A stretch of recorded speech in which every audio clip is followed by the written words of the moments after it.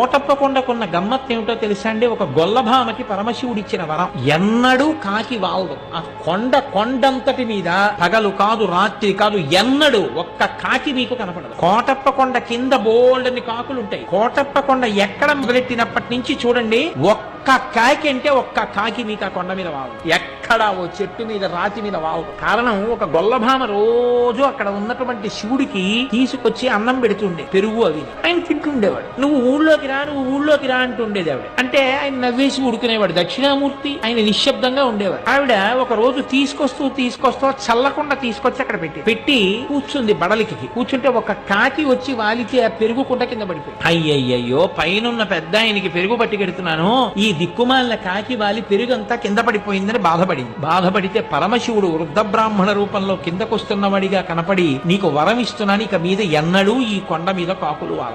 అంత చిన్న కోరికతో